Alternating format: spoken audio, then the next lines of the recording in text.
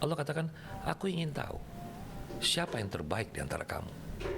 Betul. Nah, bisakah kita melakukan yang terbaik kalau kita tidak mempersiapkan yang baik-baik itu?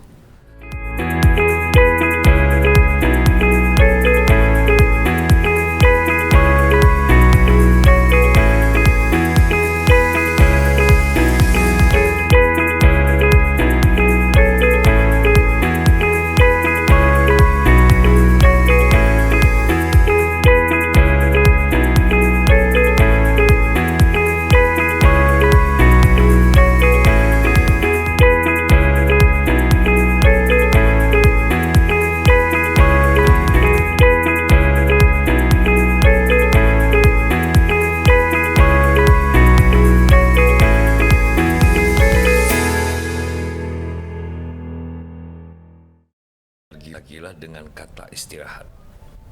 Iya Om, libur. Ya, libur. Ya. Kenapa ya? Karena menurut Om, istirahat ini sebenarnya tanpa kita sadari dia menjadi sebuah lawan daripada hal yang paling tinggi tingkat keindahannya dalam Islam. Apa itu yang paling tinggi? Istiqomah. Oke. Jadi kalau seseorang itu sudah tidak istiqomah, berarti dia mengamalkan yang disebut dengan istirahat. Iya Om. Nah, Oke. manusia seringkali berada pada suatu paham bahwa kalau dia sudah selesai mengerjakan sesuatu, baik itu sesuatu yang berat maupun sesuatu yang medium atau sesuatu yang ringan, selalu membutuhkan interval. Iya, Ya. waktu ya Om ya. Waktu, ya. Nah, pertanyaan Om bagus, waktu itu kita buang dong. Apakah kita lupa dengan surah Al-Azr di mana Allah bersumpah demi masa? Ya. Iya. Lalu Allah katakan apa pada ayat keduanya? Sesungguhnya manusia itu berada pada kerugian. Salah satu bentuk kerugian itu tadi sudah diingatkan oleh ayat yang tadi kamu baca, bahwa sebenarnya Allah mengetengahkan kalau kita sudah selesai melakukan satu ikhtiar yang dahsyat, ya, seyogyanya jangan berinterval, segera beralih kepada aktivitas yang lain. Istilahnya tidak ada lagi istilah orang mari-mari poso. Tapi Om, kalau misalnya ada yang mengatakan seperti ini, kan manusia juga butuh istirahat kali. Ada waktunya. Setuju, manusia itu butuh istirahat. Tapi Iya. kapan? Takutnya nanti kalau misalnya ya nggak tahu ini alibi atau gimana ya Om ya. Ya kalau misalnya selesai urusan, nabung energi dulu biar urusan berikutnya itu maksimal juga gitu kan. Ada masanya juga baterai kita lowbat gitu Setuju, Om. begini. Cuman beginilah bahayanya kalau kita tidak kafa memahami seluruh isi Al-Quran. Al-Quran itu kan tidak bisa kita penggal-penggal. Makanya kenapa guru-guru kita menyuruh kita masuk Islam secara kafa. Artinya kalau kafa secara Al-Quran itu dari halaman pertama sampai halaman terakhir. Jangan memutuskan sesuatu kalau kamu belum melakukan scanning. Masa kita kalah sama komputer? Komputer itu kalau kita searching sesuatu, ya, kita enter, dia tidak akan pernah melakukan setengah-setengah. Dia searching semuanya. Begitu kita perintah untuk di direktorat D, C atau E atau F, ya toh, kita enter, dia jalankan semuanya, Iya. ya kan? Nah kalau kita tidak jalankan semuanya, ini nanti akan ada pincang keputusan hidup kita, Betul, iya. gitu loh. Nah mari kita lihat. Kalau untuk urusan istirahat, Allah sudah katakan Allah ciptakan malam untuk istirahat. Iya. Jadi ketika kita berada dalam kondisi siang hari, butuhkah kita istirahat? Butuh, kalau Anda sudah kadung memasukkan ayat-ayat nafsu kita. Ya salah satu bentuk ayat nafsu adalah, loh kita kan manusia butuh istirahat. Memang, saya setuju manusia itu butuh istirahat. Tapi di dalam otak Om Bagus, istirahat itu cuma ada dua. Apa itu Om? Yang pertama di malam hari, yang kedua adalah kematian. Oke Om, Tia mau bertanya nih. Tadi Om sempat menyatakan seperti ini. Istirahat itu bisa dibilang adalah bentuk ayat nafsunya manusia, Iya, gitu iya, ya Om ya. iya. Ya, yang menjadi pertanyaan Tia gini Om, dan mungkin ini mewakili pertanyaan teman-teman juga ya, sahabat pikir di luar sana. Kalau misalnya malam yang kita pahami itu adalah dari maghrib sampai menjelang subuh gitu ya Om ya. Kalau misalnya ada orang yang mata pencahariannya tuh hanya ada Di di malam malam hari. hari, Ya. kemudian gimana? Apakah dia boleh menggunakan siang hari untuk istirahat? Boleh-boleh saja, sah-sah saja. Karena dia sudah mulai membalik sebuah ikhtiar. Karena begini, coba kita bayangkan kalau tidak ada yang mau mengambil sesi malam hari untuk beraktivitas. Pertanyaannya, bisa kita tidur istirahat dengan tenang? Jadi berarti orang-orang yang mengambil waktu istirahatnya ya yang Allah sudah siapkan untuknya tetapi dia gunakan untuk berikhtiar, saya pikir kita harus banyak berterima kasih kepada dia. Karena dia ini adalah boleh saya katakan adalah orang yang berjihad. Allah sudah memutuskan malam untuk istirahat kepada hamba-hambanya, tapi ada hamba-hamba Allah yang pengen mensupport Allah. Ya mohon maaf ya, ini tanda petik, jangan Iya, terlalu cepat iya. seakan-akan Allah itu butuh pertolongan. Bukan. Maksud saya mensupport apa yang Allah katakan bahwa Allah ciptakan malam untuk istirahat. Jadi hamba-hambanya yang lain istirahat, ada yang sedekahkan tenaganya untuk menjaga keamanan. Coba. Iya, betul. Jadi bisa dibayangkan nggak sih pahala mereka itu di saat kita semua tertidur, dia terbangun hanya untuk menjaga kita. Yang kedua adalah ada orang-orang yang tidak bisa hidup secara normal pada saat itu ya. Normalnya tanda petik lagi ya, normalnya manusia. Mungkin dia sakit. Sehingga harus dibawa ke rumah sakit. Nah, kalau di rumah sakit semua juga istirahat. Apa yang terjadi, Tia? Ya kan? Nah, berarti pahalanya besar. Tapi konsekuensinya ada. Ya, di dalam Islam itu adalah agama yang sangat meninggikan konsekuensi ya, karena Islam sendiri diajarkan bahwa apapun yang kita putuskan jangan pernah lepas dari yang disebut niat. Ya. Karena innamal amalu binniyah kan gitu loh. Betul. Jadi no problem. Saya niatnya apa? Oke. Saya niatnya apa? Saya bekerja malam itu niatnya apa? Tapi kalau kita itu malam hari Allah siapkan untuk apa? Allah sediakan untuk istirahat, lalu kita pergi ke night club, ya. Kita pergi hura-hura di malam hari dan kita kata Haji orang irama begadang janganlah begadang kalau itu tidak ada manfaatnya, nggak ada gunanya. Tidak ada gunanya ya. Tapi Tiada begadang itu boleh saja asal ada.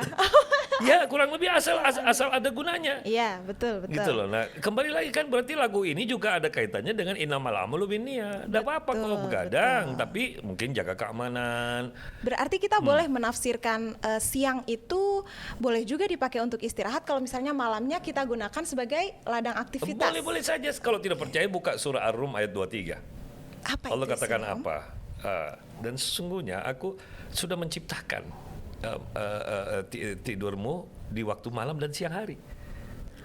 Oke. Coba disebutkan dalam surah Ar-Rum ayat 23 itu. Oke, Jadi oke, boleh oke. saja, Boleh saja. Ya. Jadi bagaimana kita menyeimbangkan ya Om ya. Betul. Jadi tetap walaupun ayat di surat Al-Insyirah ayat 7 ini menyampaikan bahwa kita selesai urusan satu harus segera bersungguh-sungguh untuk urusan berikutnya. Bukan Betul. berarti kita nggak peduli dengan badan kita juga ya Om ya. Betul. Mari kita lihat begini, Tia. Ini kan karena kita tafsirnya adalah motivasi ya. Iya. Tentunya harus selalu berbaik sangka kepada ayat.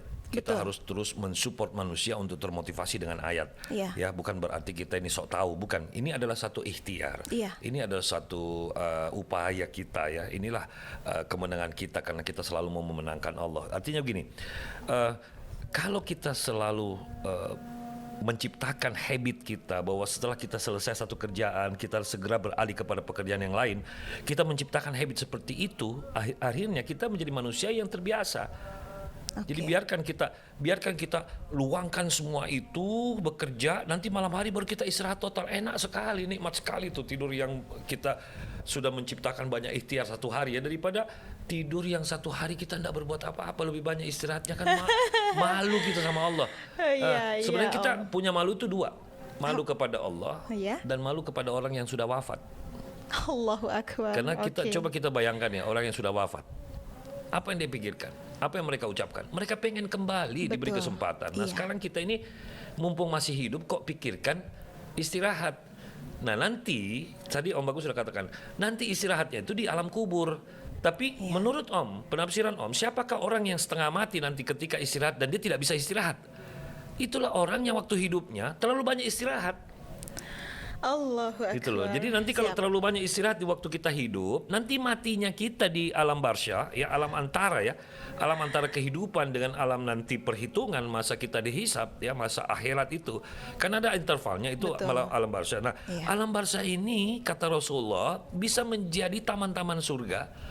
Dan bisa juga menjadi liang-liang neraka. Nah inilah orang yang tidak bisa istirahat di liang-liang neraka ini. Betul Om, dan Gitu ini loh. kayaknya nyambung juga dengan surah Al-Hasyr ayat 18 itu Om. Subhanallah, subhanallah. Yang Tia masih ingat inti dari ayat 18 itu salah satu kalimatnya adalah bersiap-siap untuk kegiatan kamu di esok hari. Dan Nah. esok hari itu berarti bisa aktivitas kita besok maupun masa depan di akhirat juga kan Betul, ya Om ya? betul, betul. Hari esok itu kan kalau kita hanya berbicara kepada sudut pandang kita yang tidak tajam, berarti kita hanya berasumsi bahwa hari esok itu adalah kejadian-kejadian masa yang ada di dunia.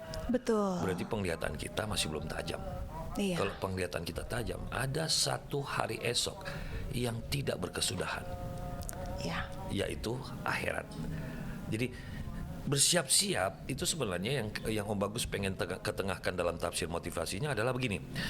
Orang yang tidak bersiap-siap pada hari esok itu selalu hanya mempersiapkan hidup enak. Padahal kalau ayat motivasi kita, hidup ini sebenarnya bukan untuk mempersiapkan hidup enak atau mengejar hidup enak. Tapi tujuan yang paling indah adalah bagaimana kita mempersiapkan mati enak. Masya Ini yang paling Allah. esensi dari ayat yang kamu baca tadi, Iya. terjemahannya. Nah, itu penting untuk kita sadari. Oke. Jadi mari kita mengajak saudara-saudara kita untuk berhenti otak kita ini, berapapun umur kita, berapapun penyakit.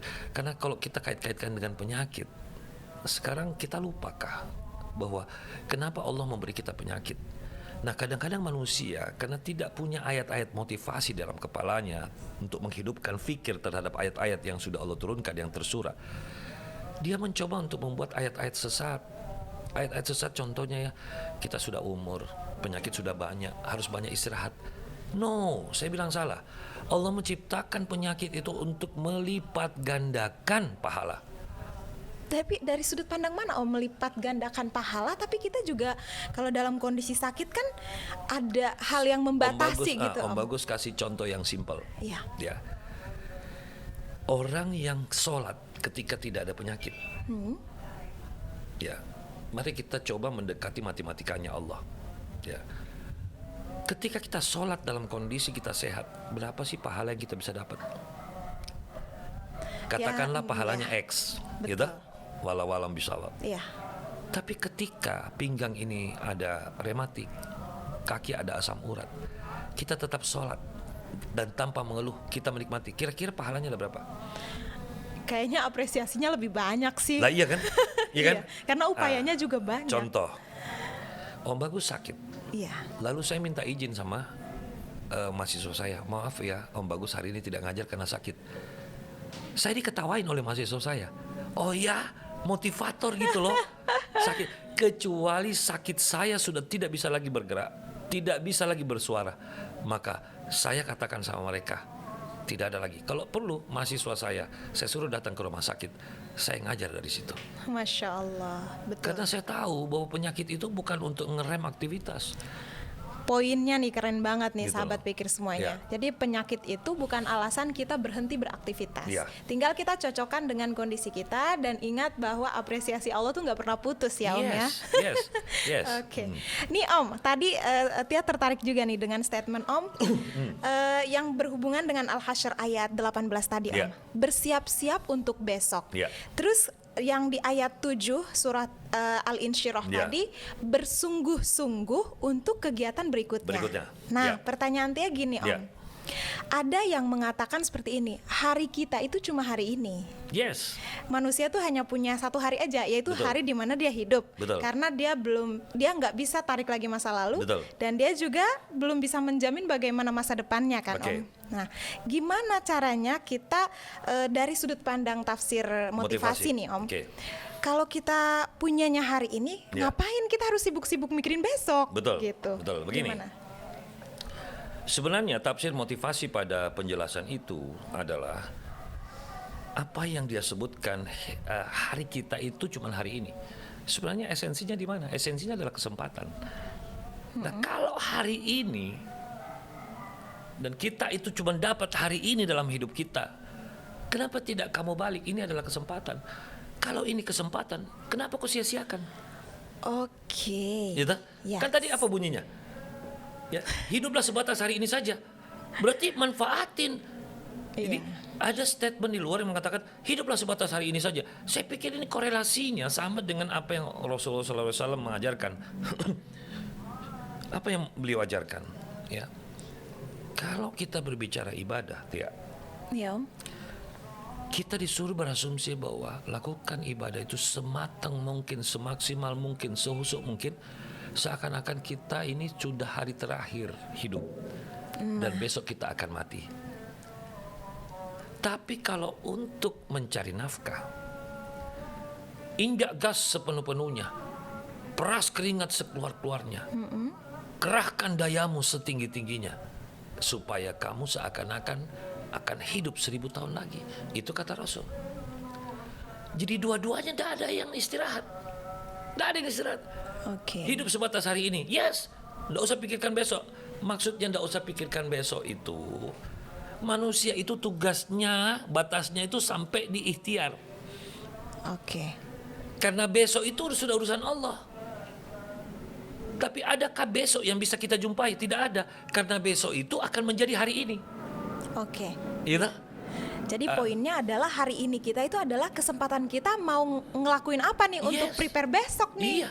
Karena besok bakal jadi hari ini juga. Karena begini, gitu. Tia, kalau kita ingin memikirkan esok, meninggalkan hari ini, itu seperti orang yang pengen menjajaki anak tangga ke-9, tapi tidak memikirkan dari 1 sampai ke 8. 8. Iya, iya. Nah, 1 benar. sampai 8 itu ada di hari ini. Iya, iya. Jadi jangan salahkan ketika esok itu kamu dapat 9, 10 dan seterusnya. Kalau kamu ini hari bisa mencapai 8. Tapi kalau kau hari ini cuma pada anak tangga pertama, kamu istirahat, besok itu cuma 2. Lusa paling 3. Nah, selanjutnya kita sudah bisa ikut hitung hukum matematikanya, hukum metriknya, gitu loh. Iya. Jadi hari ini kita itu adalah progres menuju besoknya kita. Yes, Iya. ada kata-kata bijak mengatakan, jangan bermimpi engkau akan memetik buah apel di depan rumahmu hari ini. Kalau kamu dari kemarin-kemarin tidak pernah menanam pohon apel di depan rumah. Kan begitu. Benar, Iya kan? benar. Betul. Iya, iya, iya. Jangan sampai mimpi di siang bolong ya, Om Lah ya. iyalah, gitu. Oke, Betul, Om. betul. Iya, Tia tertarik lagi nih Om. Tadi penyampaian Om tentang hadis Nabi. Ya. Kalau misalnya kita lagi berurusan untuk hal dunia, nggak apa-apa cicil-cicil aja. Tapi kalau misalnya untuk urusan akhirat harus benar-benar sungguh-sungguh nih. Yes, Kayak yes. kita udah nggak ada umur lagi besok. Yes. Kalau misalnya nih, misalnya sahabat pikir ada yang bertanya Om. Tapi kan kalau untuk akhirat, misalnya orientasinya adalah sholat, Iya, iya, zakat, iya. gitu ya Om ya, hal-hal ibadah mahdoh lah Om. Kan masa iya sih kalau misalnya kita belum pernah sholat sunat tasbih atau kita belum melakukan hal-hal yang bersifat wajib banget, kita punya hari ini aja nih, kita harus sholat semua sholat sunnah itu hari ini kah? Kita harus melakukan semuanya sampai kayaknya nggak punya cukup waktu juga, itu gimana Om? Begini sebenarnya, dalam ibadah pun ada batasan ya. Kalau sudah sampai ke situ tuh melampaui batas, sudah maruk itu namanya. Artinya semua mau dikerjakan hari ini. Bukan itu maksudnya. Yang dimaksudkan oleh beliau bahwa ibadah kita itu semaksimal mungkin, ya. Seakan-akan ini adalah hari terakhir kita melaksanakannya. Iya. Artinya tingkat kedalamannya, Kekhusyuannya. keseriusannya, kekafahannya. Bukan Oke. berarti ini bulan Safar kita juga puasa Ramadan. Oh iya, Iya kan? bener Artinya, juga ya. Iya, makanya iya. Allah sudah mengatur itu semua. Hanya manusia disuruh berikhtiar tingkat ke dalam ikhtiarnya. Kedalaman dia ya. Sholatlah sehusuk mungkin kamu bisa hari ini, ya. Sholatlah setepat panggilannya, ya. Oke. Sedekahlah semampu kamu bisa besar, ya, gitu loh. terus juga berikanlah perhatian seindah mungkin kepada orang tuamu kalau mereka masih ada, ya toh. Iya. Belajarlah sematang mungkin kalau kau sedang belajar. Jadi apa saja yang kita kerjakan itu kita maksimalkan, injak gas, gitu Masya loh. Allah. Jadi bukan Iya, berbicara iya, tentang iya. quantity semata, tapi quality. Tapi kalau kuantitinya bisa dikejar, walau-walau, Iya, silakan aja ya ya. silakan aja. Dan Gitu itu loh. benar-benar berarti sesuai dengan ayat 7 tadi Om, Iya, surat Al-Insyirah. iya. Sungguh-sungguh. Jadi bukan Oke. kalau sungguh-sungguh itu tidak berbicara tentang kuantitas, tapi kualitasnya. Kualitasnya. Gitu loh. Betul. Jadi poinnya adalah kita disuruh kalau misalnya untuk urusan akhirat itu seperti hari ini aja nih kita punya waktu, ya udah sungguh-sungguh Sungguh-sungguh, gitu. betul. Bukan tentang apa yang belum dibuat Ya, nih, apa nih, ya. Tapi apalagi gitu. Kembali lagi Tia, tentang persiapan. Kenapa sih dalam Islam itu kita disuruh mempersiapkan hari esok? Sebenarnya ada makna yang harus kita ambil untuk motivasi juga, bahwa begini, manusia itu kan tempatnya galau, karena Iya. dia diberi nafsu lawamah. Betul. Ya. Makanya untuk menghindari dan tidak hidup dengan nafsu lawamah itu, manusia harus ada preparing, Yes. gitu loh.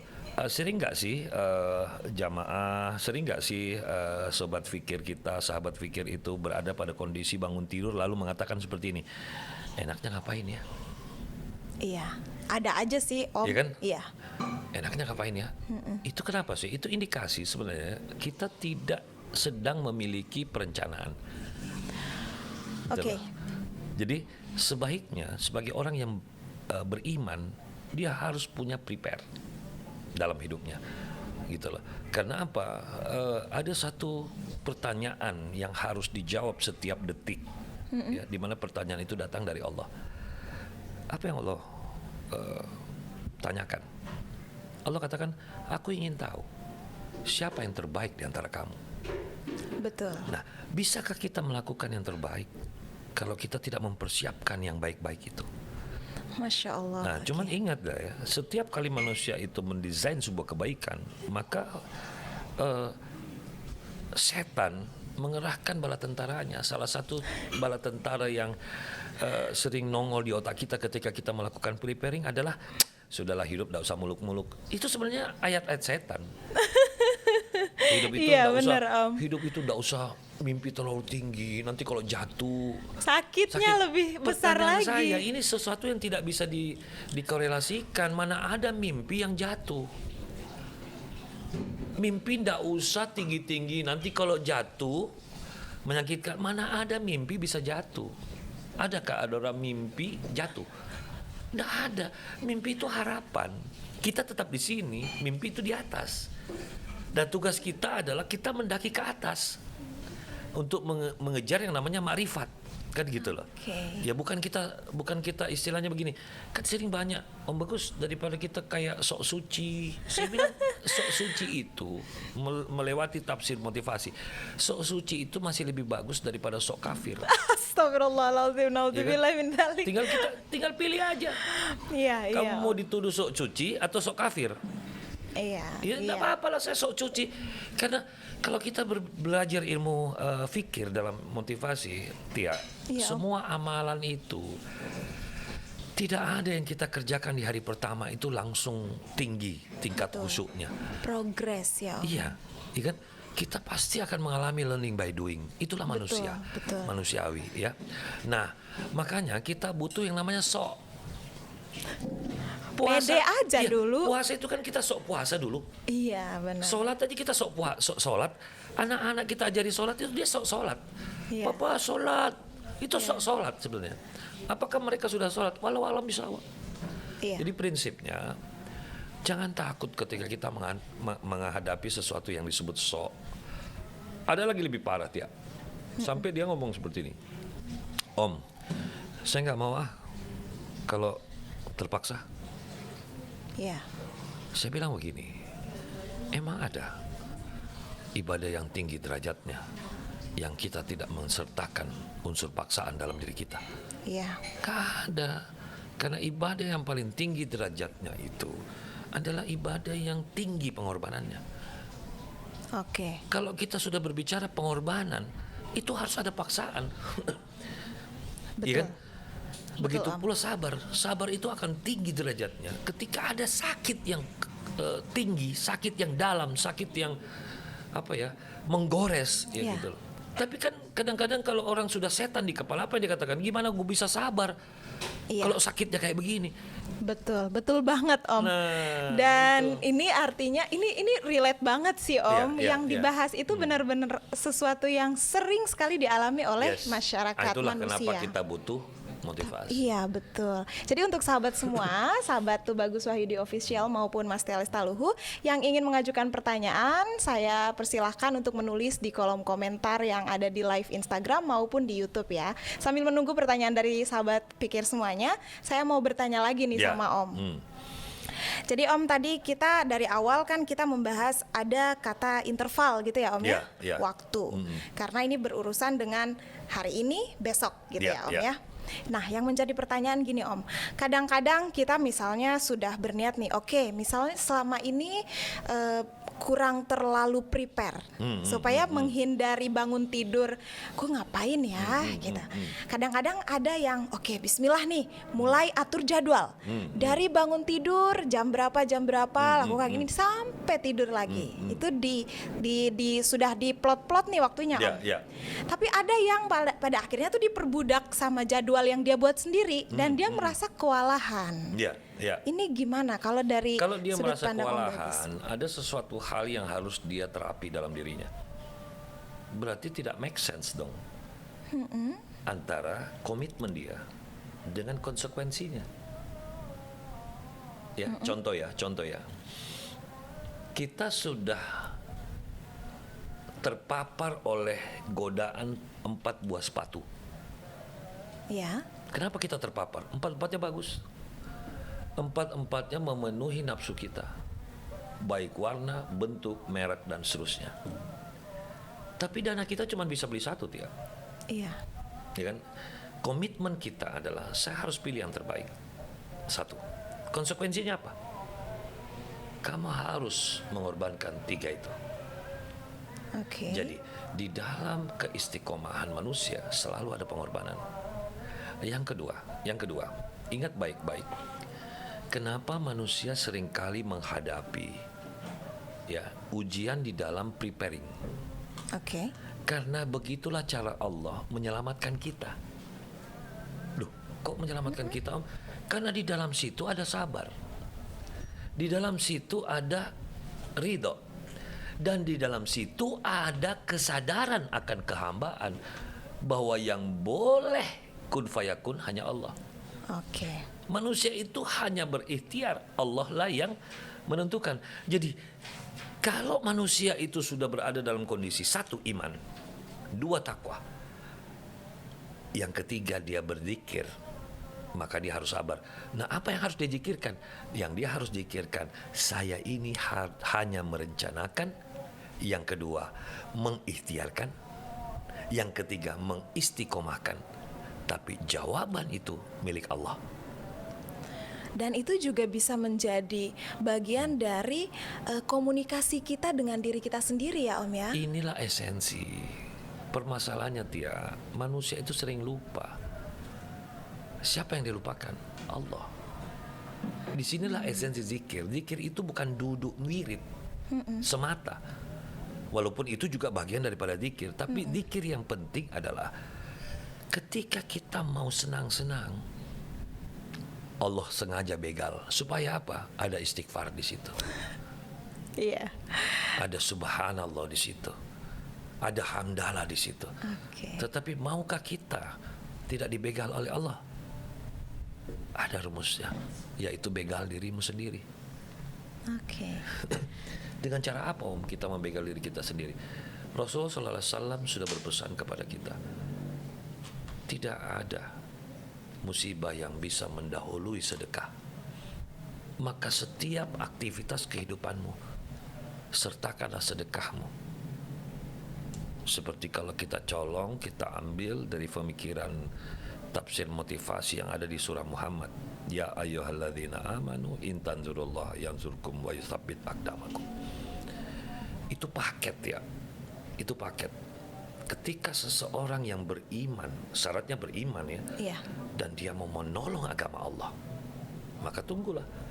Ketika ada apa-apa dengan Allah lah yang pertama akan menolongmu dan dia akan angkat derajatmu. Nah, ini konsep menolong agama Allah ini seperti apa maksudnya, Om? Takwa. Apakah dengan takwa kita menolong agama Allah? Yes. Salah satu menolong agama Allah itu patuh. Bagaimana mungkin kita menolong agama Allah kalau kita sendiri tidak patuh? Satu, patuh. Yang kedua, lakukan sunnah. Karena dia rasulnya. Kan agama itu tidak akan pernah disebut agama kalau tidak ada kitab suci. Ya tak? Jadi orang yang ngaji itu menolong agama Allah. Menolong agama Allah itu tidak semata kalau ada orang hina Islam terus kita tolong. Enggak. Tapi itu juga menolong agama Allah. Jadi menolong agama Allah itu adalah ya tentu berdakwah, itu bagian. Tapi kalau kita sendiri juga perlu didakwahi, ya ayo kita saling. Makanya kan kembali kepada surah Al-Azhar itu ada watawasaw bil haq, watawasaw bis sabr. Apa esensinya watawasaw bil haq, watawasaw bis sabr? Esensinya adalah kita saling menasihati, ya nasihat menasihati untuk menegakkan kebenaran. Jadi ibarat sesuatu yang sudah mau jatuhin itu kan. Nah, watawasaw bil haq itu ya ini. Gitu loh. Saling nasihat ini. Tapi ketika kita begini, kenapa ada watawasaw bis sabr? Karena setiap kali kita mau begini ada saja ujiannya. Iya, betul. Makanya Benar. kenapa ada watawasaw bis sabr? Iya, kenapa juga ada kalimat gini, Om? Mau berbuat baik itu setannya, ya Allah. Karena kan berbuat baik itu, berbuat baik itu adalah sesuatu yang paling dibenci setan. Iya, Om. Sama kita bikin acara seperti ini kan, kita memberi motivasi kepada saudara-saudara kita. Bukan kita ini sok pintar. Betul. Ya, tapi inilah ikhtiar. Betul. Ya, salah satu bentuk juga kita mau menolong agama Allah, menolong saudara-saudara kita untuk selalu dalam rangka watawasaw bil haq, watawasaw bis sabr. Nah, jangan kita pikir setan ini tidak menonton. Setan itu menonton. Ada setan yang memang dari bangsa jin yang sudah diskusi juga bikin acara podcast ya, atau menggoda orang-orang yang sedang bikin podcast untuk memfitnah kita. Ada itu. Nanti sebentar lagi lagi akan ada tandingan lalu kita dicaci maki, boleh jadi ada. Betul. Alah, so ustadz, so ini apalagi tuh Mas Tia, wow, apalagi tuh Om Bagus, siapa sih dia? Siapa sih dia? Boleh-boleh saja, sah-sah saja. Jangankan sekelas Om, sekelas Rasul aja difitnah Tia. Betul. Jadi saya juga tidak mau menyalahkan mereka ya, karena sama dengan saya menyalahkan setan. Setan itu tidak perlu disalahkan. Kita tidak usah menyalahkan setan karena dia sudah salah. Gitu loh. Disebut menyalahkan itu kalau orang benar lalu kita salahkan, itu namanya menyalahkan. Kalau dia sudah salah, ngapain lagi kita mau menyalahkan? Itu Tidak sama perlu. kayak buang garam di laut. Lah iyalah, gitu lah, iyalah. Nggak ada Begitu. efeknya. Nggak Gitu. efek. Benar. Buang-buang waktu kan? Iya, betul, Om. Dan keren banget sih, Om, kalimat Om tadi, sebelum engkau dibegal sama Allah, begal dulu diri Dirimu, sendiri. Karena begini filosofinya ya, dalilnya di mana? Begini Tia. Kalau menurut Om, dalil itu tidak selamanya harus Al-Quran dan hadis. Bukan berarti Al-Quran dan hadis itu bukan dalil. Bukan ya. Tolong kita, kalau dengar acara motivasi seperti ini, jangan sepotong-sepotong. Ikuti ya. Jadi maksud ini, dalil itu kalau kita belajar kepada guru-guru kita, sebenarnya dalil itu faham artinya, faham aslinya itu apa sih? Bukti. Iya. Sementara dalil itu kan ada dua, ada Al-Quran yang tersurat dan tersirat. Nah sekarang ayat-ayat motivasi ini kan yang banyak tersirat, yang kejadian-kejadian yang merupakan tanda-tanda kebesaran Allah, kita ungkap, lalu kita pertemukan dengan ayat-ayat yang tersurat. Istilahnya supaya kita ini tidak tidak bingung menafsirkan gitu loh. Nah, di dalam kehidupan kita sehari-hari seringkali kita menjumpai godaan-godaan seperti itu ya. Di mana manusia lupa bahwa ketika dia berniat untuk melakukan kebaikan, setan-setan itu pada meeting. Gitu. Iya, benar. Mereka punya program khusus juga kan ya. Iyalah. Nah, oleh karena itu kita harus membaca alam semesta ini bahwa di luar juga orang-orang banyak yang tidak suka. Ya mungkin karena mereka merasa ya siapa sih ini orang? Iya. Kenapa sih dia yang harus begitu? Iya. Saya pikir begini, berbicara tentang Al-Quran itu ranahnya umat, siapa Iya. saja, siapa saja. Betul, karena dia merasa memiliki kitab suci itu. Iya, Betul. cuman Om Bagus mau kajiannya gitu-gitu aja. Ya inilah yang saya bisa. Iya. Ya kan? Inilah yang saya bisa. Inilah yang saya mampu. Iya. Kan Allah tidak menguji kita yang melebihi kemampuan kita. Kalau memang saya kemampuannya begini, inilah ujian saya harus menyampaikan ini. Iya. Apa yang saya tahu, daripada nanti saya masuk kuburan lalu saya dihimpit otak saya dengan pemahaman-pemahaman yang saya tahu tapi saya tidak sampaikan. Nah, ini yang berbahaya, Tia. Iya, benar Om. Jadi memang poinnya adalah kita menolong agama Allah itu bukan berarti agama Allah ini butuh ditolong, Enggak, tapi kita enggak. punya kewajiban untuk menegakkan kebenaran. Betul, gitu saya ya. setuju sekali apa yang disampaikan oleh ulama-ulama bahwa sampai tidak ada lagi manusia yang sholat di muka bumi ini, agama Allah itu tetap to be number one. Dan tidak akan berubah zat Allah, Yes. walaupun sudah tidak ada lagi menyembahnya. Iya, tapi tahu diri juga kan Nah, ya, iya kita dong, sebagai iya ciptaan dong, Tuhan iya dong, gitu. iya dong. Meskipun Allah nggak butuh dipuji, Nah, tapi itu. masa ya nggak tahu balas budi banget Nah, ya. makanya sama dengan ketika kita itu menghadapi orang-orang kaya ya, orang-orang kaya yang katanya sih tidak perlu lagi ditolong oleh temennya. Masa sih kita tidak datang menolongnya untuk mengingatkan dia? Iya. Karena pertolongan itu ya ada pertolongan yang memang haknya Allah. Ada pertolongan yang kita disuruh saling bantu sebenarnya. Betul. Ya, karena apa? Takutnya nanti kita salah kaprah karena kita setiap sholat kan membaca iyyaka na'budu wa iyyaka nasta'in, gitu loh. Itu ada kata hanya kepadamu aku menyembah dan hanya kepadamu aku memohon pertolongan. Jadi pada prinsipnya kalau menggunakan kata pertolongan itu sendiri memang hanya kepada Allah. Tapi kalau kenapa kita ini tetap menolong saudara kita itu maksudnya itu membantu, bukan Iya. menolong. Kita mana bisa menolong orang. Betul, Gitu. iya, betul Om. Iya. Bener banget. Oke, buat sahabat semuanya, sahabat Tuh Bagus Official, kemudian Mas Tia Lestaluhu, silakan yang sudah menuliskan pertanyaan, insya Allah akan dikumpulkan dan kita akan membaca pertanyaan sahabat-sahabat semuanya ya. Ya. Oke, selanjutnya nih Om, Ya. tadi bicara soal komunikasi ke dalam diri juga kan ya, supaya kita harus membuat diri kita nih sadar siapa kita. Betul. Kembali lagi di episode pertama kita sudah membahas bahwa siapa yang mengenal dirinya dia insya Allah akan mengenal Tuhannya. Tuhannya, betul. Jadi ini juga nyambung sama akhir-akhir ini banyak sekali isu-isu kesehatan mental lagi marak-maraknya ya Om ya. Mungkin karena masa pandemi juga banyak Yeah, yang stres. Jadi para psikolog nih lagi banyak-banyaknya mengedukasi masyarakat tentang Betul. sehat mental itu Betul, penting. betul. Kemudian para psikolog juga lagi marak-maraknya menyampaikan cintai diri sendiri Ya, gitu ya. ya Om ya. Betul. Dan salah satu hal yang tadi Om sampaikan itu juga relate dengan penjelasan psikolog bahwa kita gak usah terlalu pusing-pusing. Kadang-kadang kita lebih sering ngurusin orang, mikirin orang, kepoin orang, Iya. sampai lupa kepo sama diri Diri sendiri. sendiri. Betul gitu. sekali, betul sekali. Pada akhirnya baterai kita habis untuk ngurusin orang, nggak ngurusin diri sendiri. yes. Itu gimana menurut Om? bukan mengurusi karya.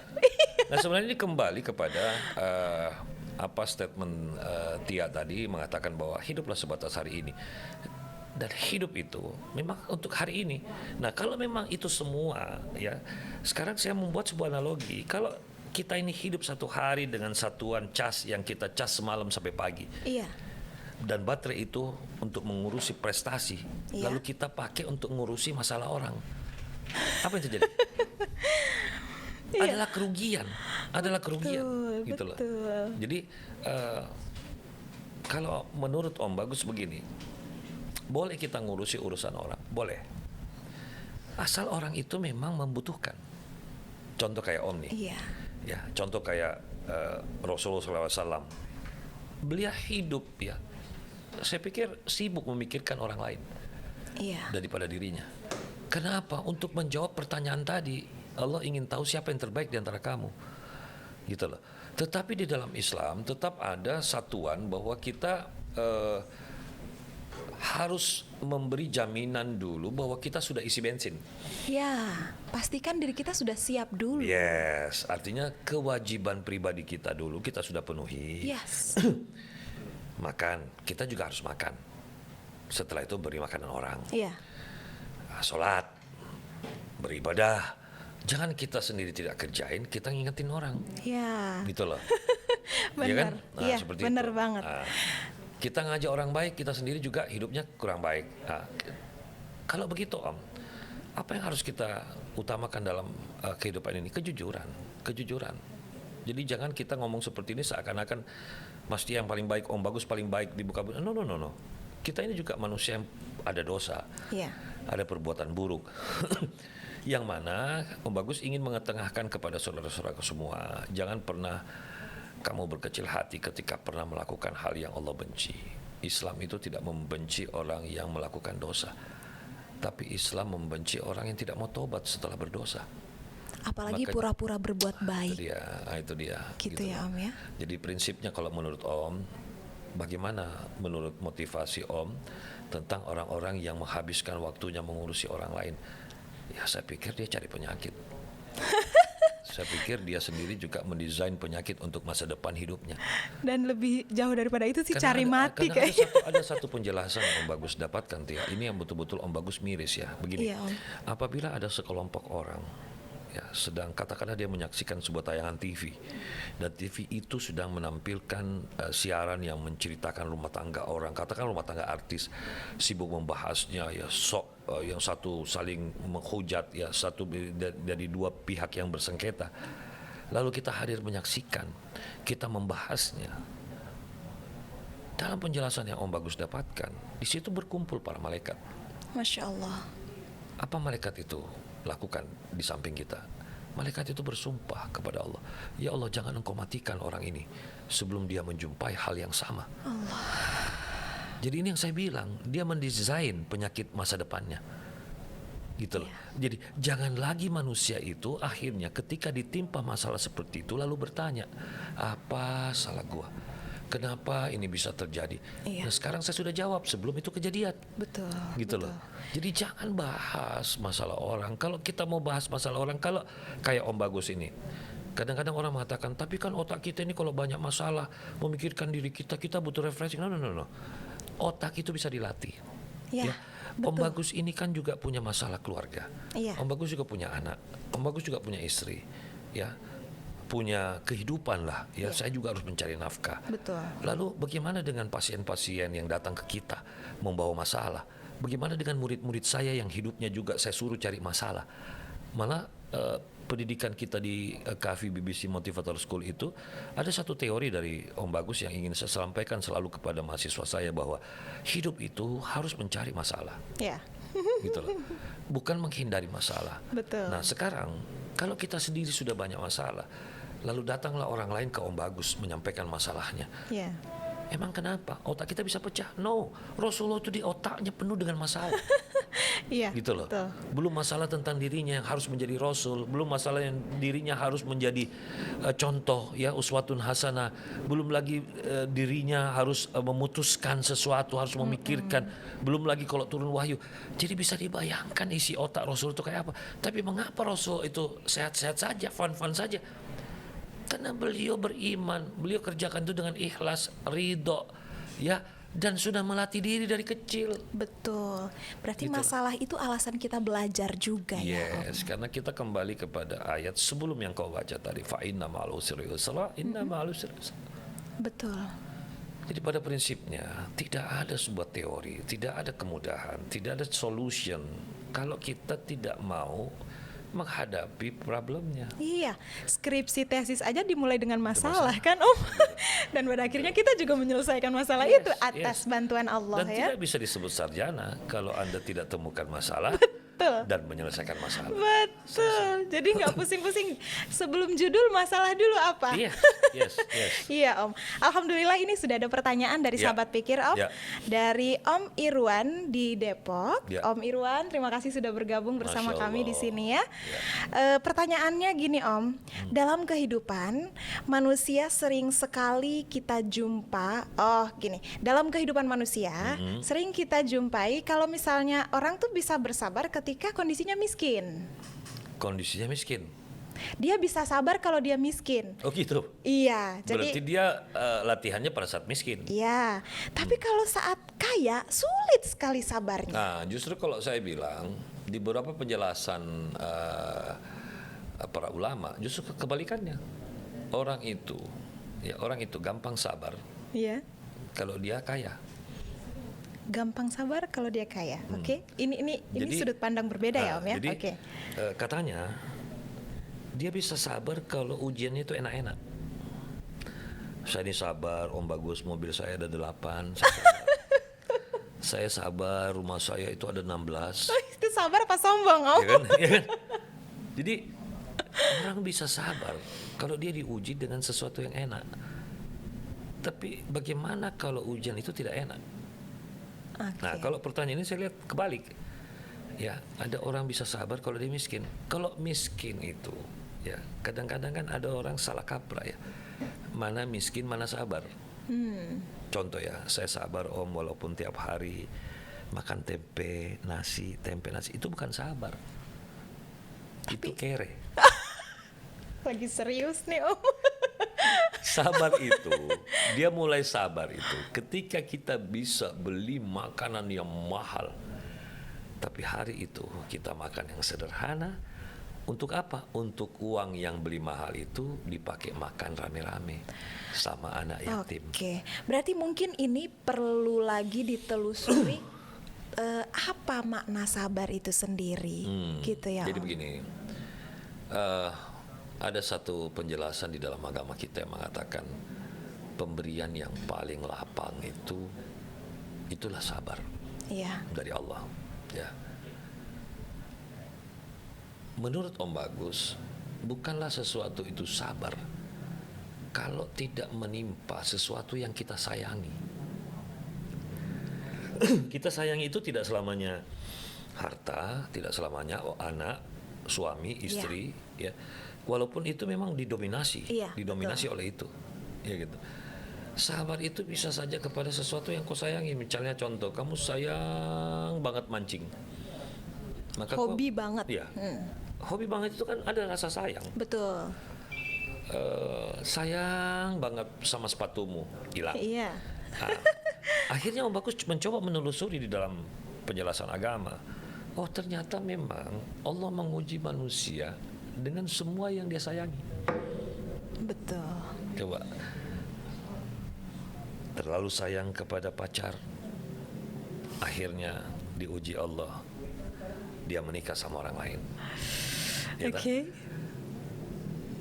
Sebenarnya kenapa sih Allah membuat mekanisme seperti itu? Mohon maaf ya kalau Om Iya. Bagus harus sotoy, karena ini Iya. dasarnya adalah motivasi. Dan ikhtiar kita ya, Om. Om Bagus bukan mau mencoba, tapi Om Bagus mau berikhtiar untuk berhusnuzon. Jadi Yes. sebenarnya gini, Allah sedang memainkan sebuah Mekanisme?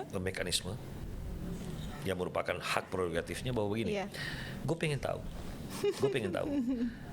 yang lu sayang gua Apa dia? apa dia? Sedangkan dia Nah, ciptaan gue juga. begitu kita diputus oleh pacar yang kita sayangi, lalu kita katakan, ya Allah, dulu dia tidak ada, aku ada kamu. Lalu dia ada, dan sekarang dia tidak ada lagi. Kenapa saya harus susah? Kan ada kamu. Allah katakan, akan aku beri yang lebih baik dari itu. Iya kan? Kata Allah TOPBGT banget lu. Iya kan? Iya kan? Kan Allah sudah katakan, apabila sesuatu yang kau sayangi, kau cintai, kau ambil, tapi kamu tetap sabar dan ridho kepadaku, dan kamu faham itu semua adalah aku, maka aku akan ganti yang lebih baik. Betul. Jadi Iya. ngapain kita takut? Nggak Iya. perlu. Karena Allah sudah membuka Allah sudah membongkar misteri itu dan semua ada di dalam Al-Quran. Tom, kenapa sih selama ini kita tidak paham? Kan kita sering ngaji. Justru itu. Iya. Ngaji itu ada temennya. Apa Kalau itu, Om? menurut Om ya, Allah kan tidak menciptakan produknya itu yang tidak berpasang-pasangan, gitu loh. Jadi ternyata Al-Quran itu ada pasangannya. Yang apabila kita baca Al-Quran, kita tidak bawa pasangannya, agak sulit kita ketemu. Pincang juga. Pincang. Ya. Pasangan ketika kita ngaji itu banyak. Lihat dulu, kamu berlakukan Al-Quran sebagai apa? Contoh, kalau Al-Quran itu kita sepakati adalah kitab suci, maka pasangannya adalah kesucianmu. Oke. Jangan kau buka Al-Quran kalau kau tidak dalam kondisi suci. Iya, Itu pasangannya. betul. Kalau kau katakan Al-Quran itu adalah petunjuk, jangan kau datangi selain kau minta petunjuk. Betul. Kalau di sini ada petunjuk, dia akan connect kalau ada yang datang minta petunjuk. Masya Allah. Iya kan? Iya. Paham, Om. Kalau Al-Quran itu adalah nur, Buat diri kita bercahaya. ya, datanglah dengan perasaan kegelapanmu. Masya Allah. Kalau Al-Quran itu adalah air yang segar, datanglah dengan kehausan. Jadi kalau Tia boleh menyimpulkan dari penjelasan Om ini ya, Om. Gimana caranya kita membuat diri kita itu pantas berpasangan dengan Al-Qur'an? Kalau misalnya keberpasangan itu kita memaknainya sebagai jodoh, sudahkah kita membuat diri kita tuh berjodoh dengan Quran? Gitu ya, Om ya? Ada satu yang terpenting, walaupun banyak ya, pasangan Iya. Al-Quran itu banyak. Ada Indikatornya satu yang banyak. terpenting. Al-Quran itu bahasa tinggi, Tia. Iya, Om. Banget. Makanya menurut pendapat guru-guru kita, ya khususnya orang-orang yang mendalami ilmu tasawuf, makom orang yang mengaji itu beda-beda. Betul. Ketika Nabi yang mengaji itu, ketika wali itu mengaji siapa? Iya. Ketika orang beriman itu siapa? Ketika Muslim yang Iya. membaca itu apa? Jadi begini, kalau kita faham bahwa Al-Quran itu adalah bahasa tinggi, pasangannya apa Om kalau kita mendatanginya? Pasangan tinggi ya rendahkan diri kita gitu ya, Om. Kita. Oke. Nyatakanlah kebodohan kita, Iya. tapi tinggikan keimanan. Betul. Kalau Al-Quran itu dalikal kitabu la raiba, Iya. berarti datanglah dengan meminta kepada Allah supaya saya tidak bimbang. Maka Ya. Al-Quran yang membuatmu tidak akan pernah ragu. Betul. Itulah. Jadi meninggikan juga di sini adalah khusyuk. Meninggikan di sini adalah membawa serta merta. Jadi kalau menurut Om Bagus, ya pasangan Al-Quran yang lainnya, Al-Quran itu bisa menceritakan apa saja, ya apa saja. Tapi dia akan datang dengan bahasa hikmah, Yes. tidak bahasa verbal. Betul. Gitu Dan loh. bahasa hikmah itu dipahami oleh diri yang dalam ya, Om ya. Dan itu bisa melebihi kitab-kitab, Masya Allah. gitu loh. Iya, benar banget. Jadi Om. ada satu cara menurut yang Om Bagus kalau belajar kepada guru-guru kita, ada satu yang bisa mempercepat kita sehingga kita tidak perlu terlalu sibuk dengan verbal yang diucapkan oleh guru kita, atau kita tidak terlalu sibuk kepada verbal yang ada pada kata-kata dalam Al-Quran ketika membacanya, Iya. adalah kita mencari keberkahan. Gimana itu caranya maksudnya, Om? Kita tidak akan pernah bisa mendapatkan frekuensi yang tinggi kalau kita masuk kepada Al-Quran membacanya tidak membawa solawat. Dan bersolawat Oke. itu yang sering kita lupa adalah begini, solawat yang kita sering ucap itu kan solawatnya bibir. Sekarang Om Bagus mau tanya sama Tia, kalau Om Bagus mengatakan yang mana yang namanya Mastia Lestaluhu, apakah kamu cuma menunjuk bibirmu?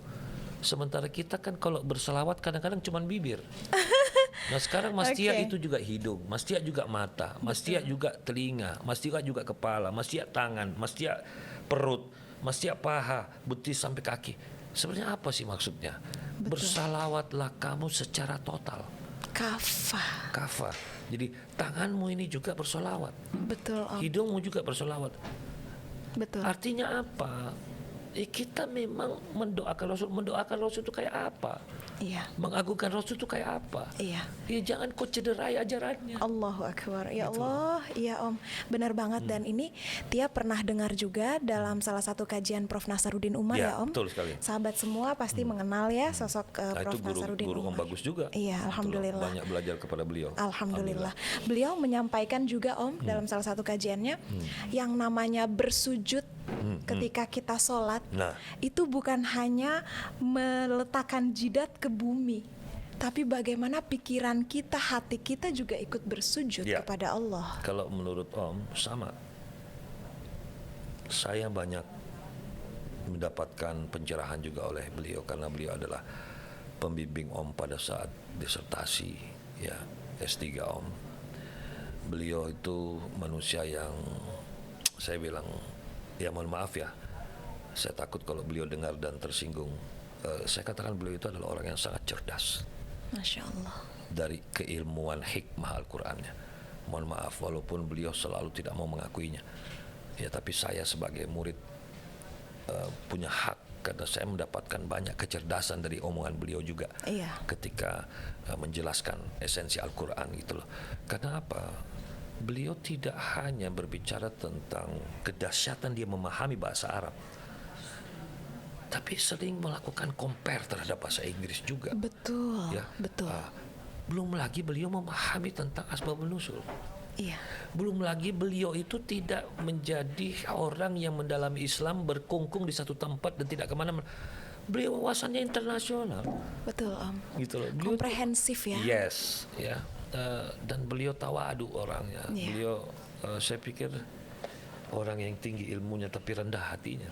Masya Gitu loh. Allah. Ya saya mendapatkan itu. Nah, saya setuju kalau beliau mengatakan bahwa sujud itu memang bukan hanya jidat kita aja, bukan hanya tangan, Iya. tapi yang paling esensi adalah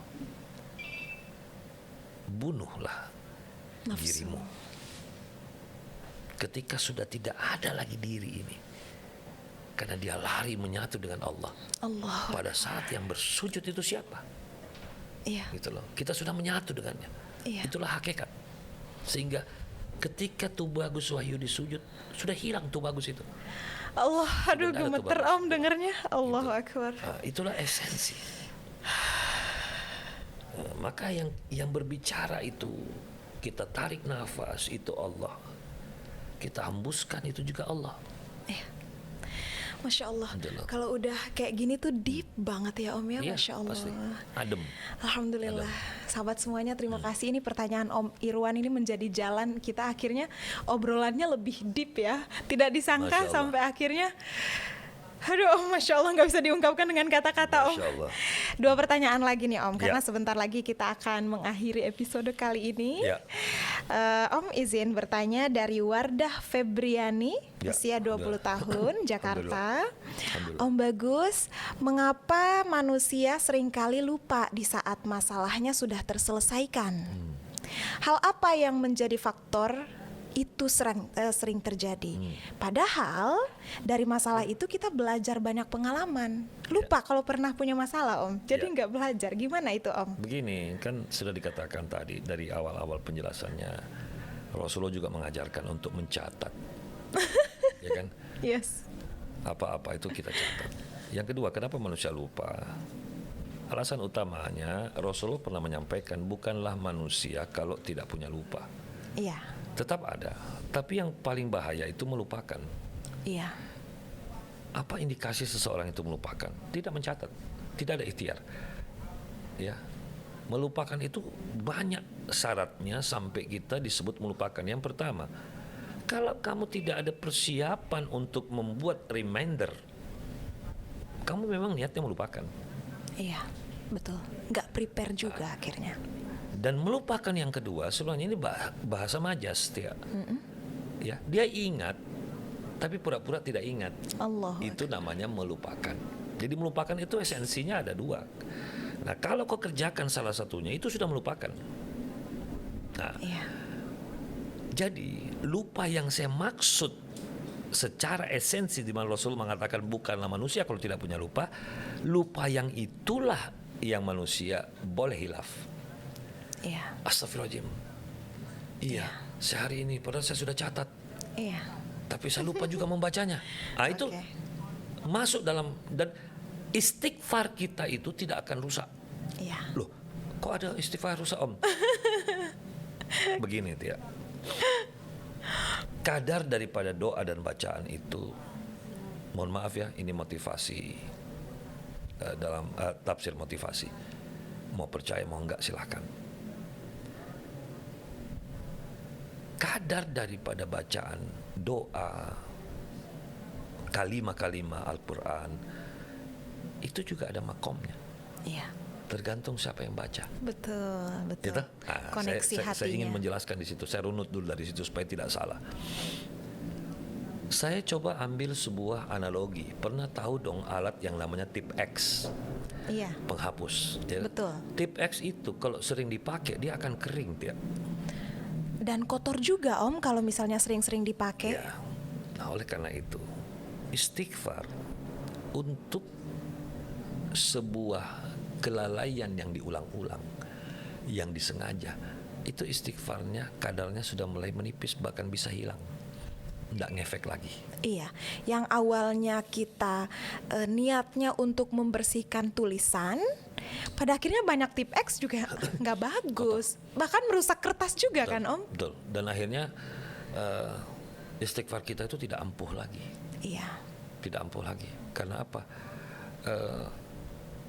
Sunnatullahnya Allah pada fadilah Al-Fatihah itu hilang baginya.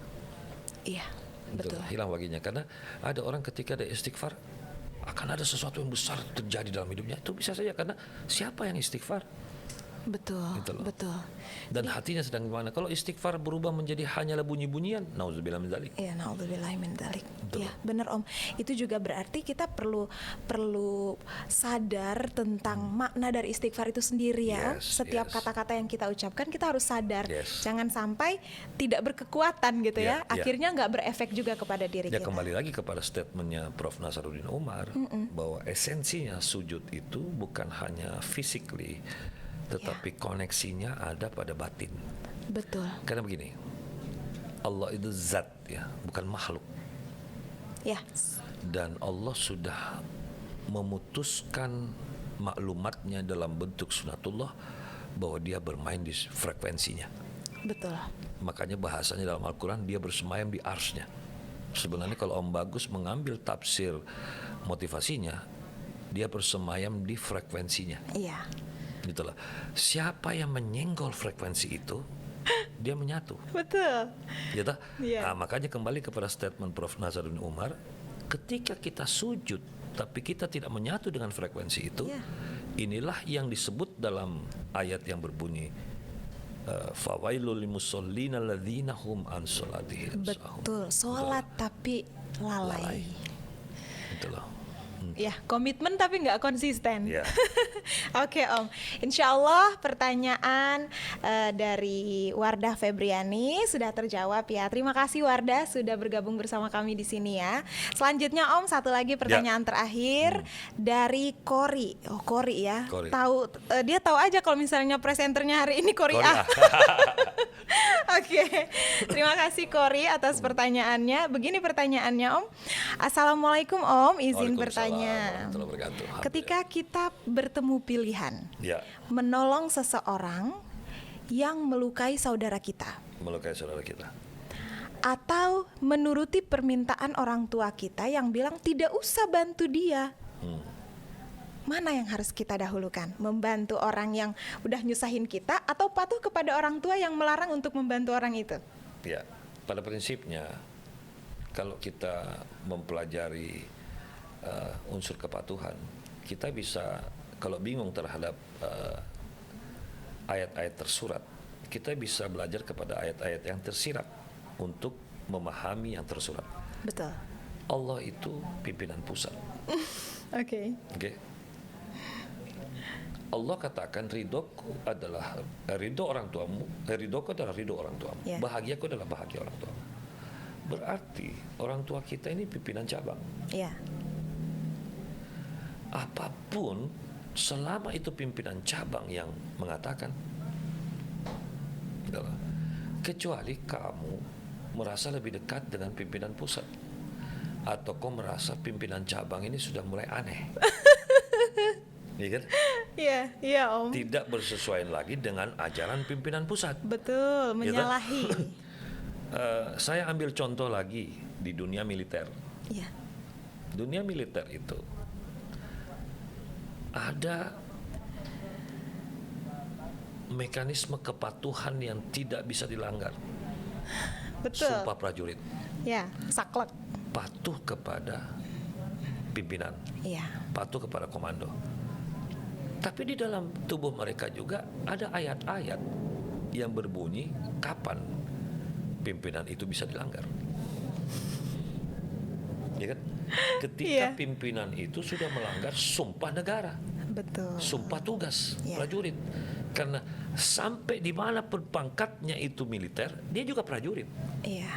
Betul. Itulah. Iya. Sama kita. Bagaimana Nabi Musa, ya, Firaun itu siapa? Itu ayah angkatnya. Firaun itu pernah menolongnya, membesarkannya. Betul.